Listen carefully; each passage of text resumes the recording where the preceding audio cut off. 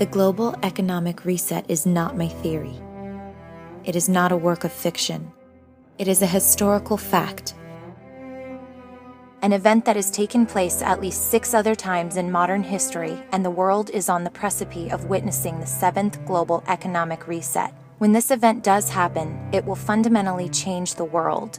Literally overnight, governments will fall, borders will be redrawn, wars will be waged, and economies will collapse. The last global economic reset took place in 1945 after World War II. At that time, England, who issued the world reserve currency, had an economy and country which laid in total ruin. The final collapse of her economic sovereignty laid its roots in a state with too much war, too much debt, way too much elite decadence, and entirely too much political corruption. For over 200 plus years, England maintained its status of issuer of the world's reserve currency. Its all-powerful navy, which spanned the 7 seas, protected all the trade and shipping routes, hence all international commerce, and trade was conducted in the British pound sterling. That is the role of the global reserve currency. All international trade is conducted in the currency that's been selected as the world reserve currency, hence creating a monopoly of global currency supremacy, which creates a tremendous amount of demand from all around the globe for the world reserve currency, or WRC. Just the opposite of currency demand happened in France toward the late 1700s. After a massive bout with hyperinflation, which led directly to the horror show known as the French Revolution, the rest of Europe saw France ill-suited to continue as the issuer of the WRC, and literally overnight, no one wanted the French banknotes. What happened next is for the history books. All that hyperinflated currency came flooding back to France. This is what happens when demands for the world reserve currency collapse overnight. By the 19th century, the same financial quagmire that had plagued France centuries before had started to be seen in England. Other countries started to get weary of using the British pound sterling as the WRC. So after the Second World War, the largest creditor nation of the time, the United States, with its vast untapped natural resources, booming population, and military, it became the obvious candidate. A new country the banking cartels could begin to build, then tear it all down, profiting huge along the way.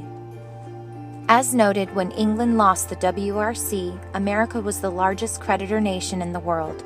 Today, America is the largest debtor nation in the world, and much of the debt and leverage exercised against America with weapon like precision by the Chinese, who seek to control the U.S. by way of its holding of government debt. And by the way, this government debt, often labeled America's debt to say that individuals owe these massive debts, is completely wrong.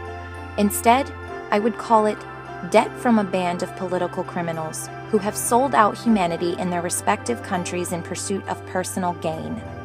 But for America, it's not just the money owed to China. It's not about the 17 trillion national debt. It's not about the unfunded liabilities of 250 trillion, as recently noted by a Harvard economist and historian.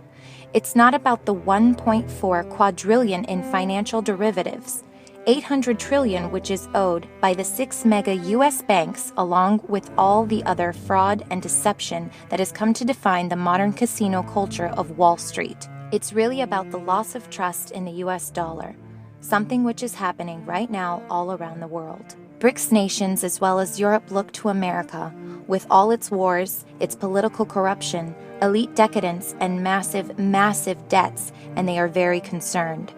These concerns played out in the multiple bilateral trade agreement, which directly bypasses the U.S. dollar, hence creating less demand for U.S. dollars.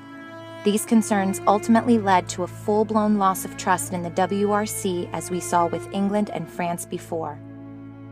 This is what starts the ball rolling for the global economic reset, when other countries that are up and coming on the world stage see that the current financial system doesn't play in their best interest. Particularly countries like China, Russia, and India, all who have had to deal with massive inflation stemming from the dollar debasement policies of the private for-profit U.S. central bank, the Federal Reserve. So these concerned countries seek a way to change that financial system by way of buying hard assets like gold and real estate, while at the same time dumping U.S. debt and exchanging in bilateral trade agreements that ditch the U.S. dollar in global trade, perhaps one of the biggest signs of loss in the dollar confidence as a WRC holder. And that's exactly what we've seen happen the last several years, from the IMF coming out and saying we need to super global currency to the former finance minister of the World Bank, a Chinese national claiming we need to de-Americanize the world, or perhaps it's from people like George Soros himself, who has called China the new engine of global growth. The facts are indisputable. From the bilateral trade agreements that we see taking place around the world to the rise of the BRIC nations seeking to challenge the old school's global currency domination like China, whose government accounts for the #1 buyer and #1 miner of gold in the world. The global economic reset, ladies and gentlemen, is coming. It doesn't matter whether you believe it or not. What matters is what's going to happen, and the global economic reset will happen because it's happened so many times before in history under the exact same conditions we face today. A country that is riddled with too much war, too much debt, too much elite decadence, and entirely too much political corruption.